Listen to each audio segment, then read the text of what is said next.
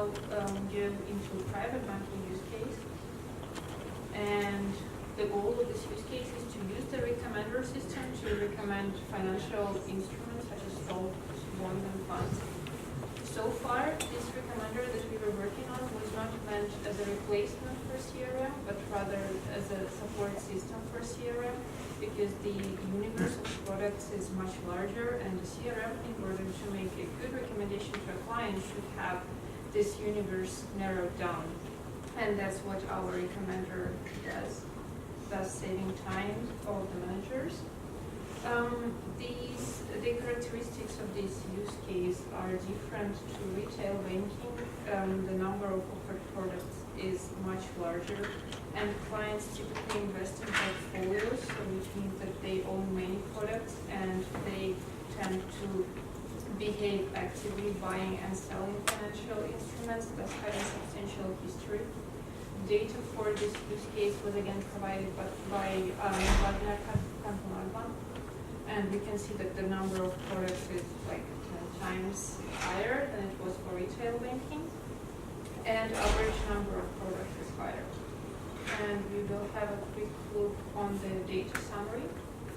So this histogram shows popularity of products, and we can see that it is very different. There is the distribution of product popularity is much more uniform, and there is no winner by high margins, so all products are more or less have the same popularity.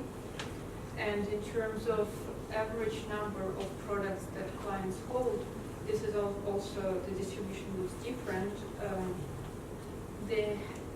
It has a heavier tail, and we see that there is a peak somewhere in the middle, which did not happen in the retail banking use case. So this kind of data makes a perfect use case for model-based collaborative filtering. And that's what we tried to do. So the model that we use is based on matrix factorization. It has several advantages. It does not require to gather user or item features. This is an additional effort that we had to do for retail banking use case, and we don't have to do it for this use case because user history is already substantial to provide further recommendations. However, these ratings matrix factorization methods, they come with a little bit of black box taste. It is not so easy to understand why exactly a recommendation was made, and it is difficult to interpret these recommendations.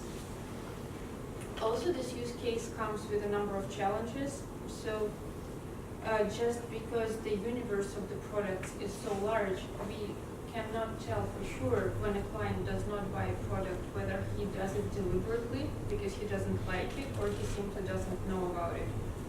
And we also cannot tell whether he liked whatever he bought because clients typically don't give 5-star ratings to their investment products. And explanations for these recommendations are missing. The modeling approach that we employed consists of 3 parts. So it is based on factorization of ratings metrics together with confidence weights, and then we applied boosting on top. I will briefly introduce you into the first 2 steps of this approach. So we start with an implicit ratings matrix, users by items. It has 0 whenever a user did not buy an item, and some non-zero value when a user did buy an item. The exact value depends on the implicit ratings method that we choose, and I will show you which methods we tried a bit later. So this ratings matrix enters into the algorithm in 2 ways, and the first way is in a form of preference matrix, which is simply an integer function. So now this matrix has just 0 and 1s. And this is exactly the matrix that we decompose into a product of user and item latent features, such that sum of square distance is minimized. So I guess that's a standard setup for matrix factorization methods. And the second way how implicit ratings matrix enters the algorithm is in a form of confidence weights. So this function here, it could in fact be any other monotone function. And the assumption here is that these weights show us how confident are we in the input. So when we have a 0 in the input matrix, confidence weight is going to be very low, thus indicating that we are not really sure whether this 0 is due to lack of affinity or lack of knowledge. And when we have a high implicit rating value for a cell, the weight is also going to be high. And these weights are used to weight the components of the loss function. Thus, when we impute zeros, the impact on the loss function is not as large. But when we make a mistake in a big implicit rating, then the impact is larger. And of course, we add a regularizer to avoid overfitting. And what we have in the end from this model, we have two latent feature matrices for users and items. And we have imputed ratings matrix, which has the same size as input ratings, users by items, but now it has some predicted rating for each user item pair. And thus, we can use this matrix to recommend something that has high rating. So we tried this model on this data provided by Nidwalner and and it wins the popular model again. So we are satisfied with this result because it wins by a significantly high margin. But explanations remain a missing piece. We were talking about explanations a lot, how they are necessary for each model, but in fact this is a lesson that we learned with the client, that explanations are necessary. And when we just started to apply this model with the client, explanations were off the table. No one asked us specifically for them. And that's why they were not a deciding factor when we were choosing a model to apply. And we received a request for explanations in the middle of the project, and the model that we are using were not providing them, so we had to figure out somehow how exactly we can provide explanations. Just based on our knowledge of how collaborative filtering models work, we know that explanation can be of a type you are recommended item A because you bought item B before. So the explanation needs to be this item B. And we employed some simple heuristic how to find this item B. So suppose this client highlighted by blue was recommended this earphones. So the question is why? First, we filter out clients who has bought the recommended products. And then we looked at their consumption patterns. Namely, we are interested in the products that client in question has bought before as well. So in this pink highlighted items that client in question has. So basically, we summed up how often does each pair of item appear together in our metrics. And then we say, okay, this is the explanatory product just because it happens to appear together with the recommended one most often. Sorry, that might be similar to the thing that you mentioned. And you could also factor in so you could have factor in also the distance of the given client that you are counting with the occurrence of the product from maybe you're looking for. No, that's very relevant. But seems like an attack. So this heuristic did save the day. We did end up with having some explanations which make sense. However, it is not really the algorithm logic. We just try to imitate it, and it of course requires an additional computational step. What would be better is to find an algorithm that comes with explanations and provides good recommendations, of course. And luckily, we stumbled upon such an algorithm a bit later. It was developed by a group from IBM research, and it is called Popular or Cluster Recommendation Algorithm. In the paper, this algorithm was applied on IBM products. No, I'm just excited because Mobilance is one of the investment only recommendation system that I've ever seen. Yeah. So you could use Spoiler that means alert, it's it awesome was because Moogles is great. So it was applied on just some classical recommender system use cases, but we applied it on private banking data. And I will briefly explain how this algorithm works. So suppose we need to produce recommendation for this client highlighted in blue. And what the algorithm does, it uncovers blocks in the matrix or co-clusters that combine similar users and similar items together. And basing on these co-clusters, the algorithm comes up with a recommendation. So for example, this client belongs to this yellow co-cluster and the blue one. So we recommend the item that also belongs to this co-clusters. The more co-clusters are shared, the bigger is probability of recommendation. And the co-clusters can be used to figure out the explanations. So in this case, it would be that this client in question has bought items 2 and 3, and clients from this co-cluster who bought these items also bought these earphones. And the same happens for items 5 and 6. So these are exactly the explanatory items that we are going to use in our explanations of type you recommended item B because you've got item A before. Right.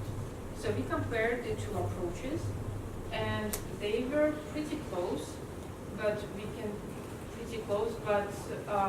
Ocular did win according to two performance metrics here. So I would say that's a win. And it provides explanations on the way, which is a huge advantage for us. However, I need to warn you that performance, we tried it with another client, and it was not that perfect. So it did not win the previously shown matrix factorization approach by that high margin. So it would be wrong to assume that this is just the best algorithm ever. It was better on this data set, but not on the other one. And here is some exclusive content. We have never presented this before. So if you remember, I've said that exact non-zero values in the implicit ratings method matrix will depend on the chosen implicit ratings method. So the method can be as simple as, say, indicator functions, so just bot or non-bot. It can be something more sophisticated, like holding period in months. So we assume that the longer a client holds a product, the more he's satisfied with it, which might be a wrong assumption, but it also makes sense on some level.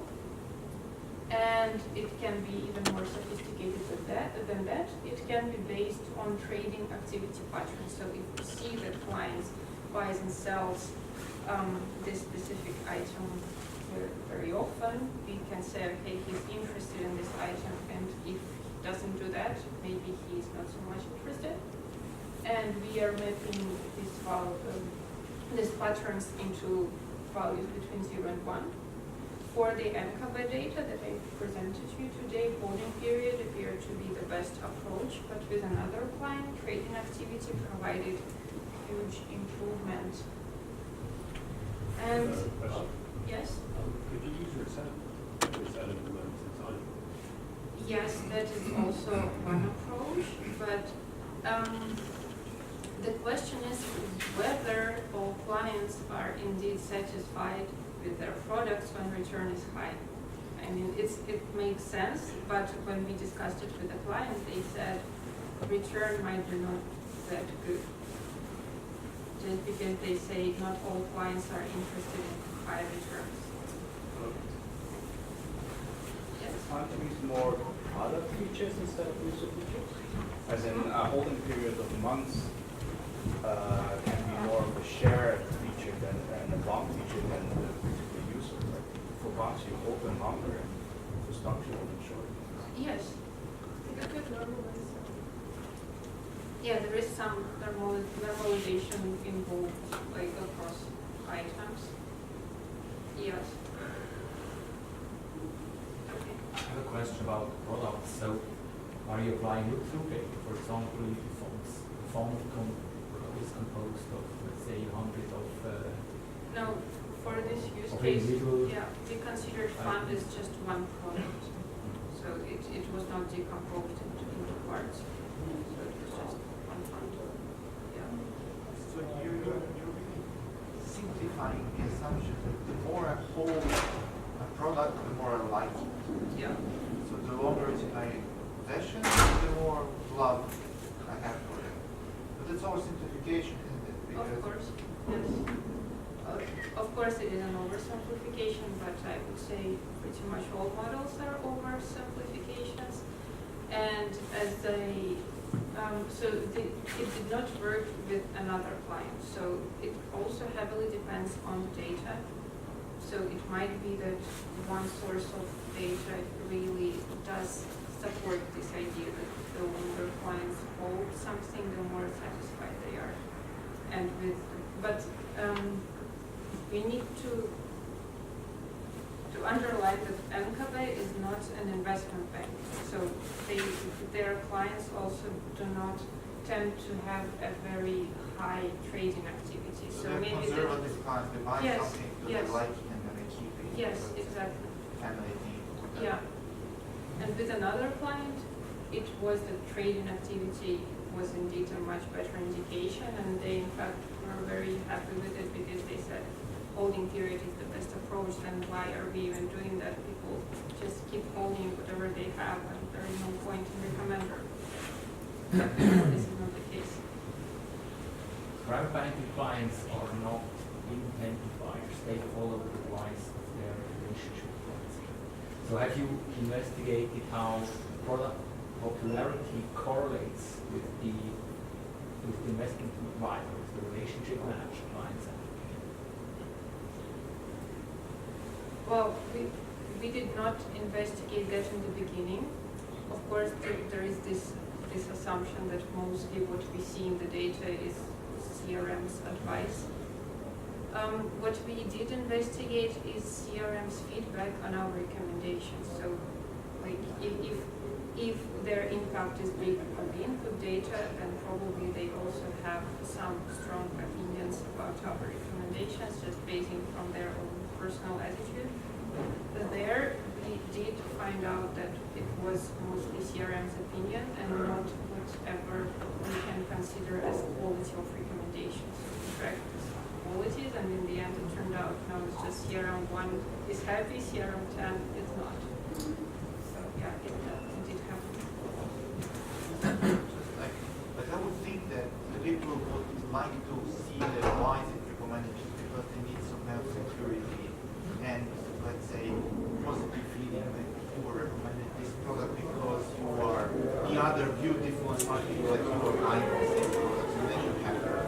But it doesn't mean that me exact understanding of the other means that you need a offer why this information is coming. Yes. That's logically Sure. Yes. necessarily exact reason. Yes, exactly. That's why we first employed this heuristic for explanations, and we thought, okay, maybe that's good enough. But I mean, it's always better to have both, right? And also for us to understand why the algorithm came up with these specific recommendations. And I can tell you that I've compared explanations that we worked out by these two ways, and explanations received by Popular make more sense.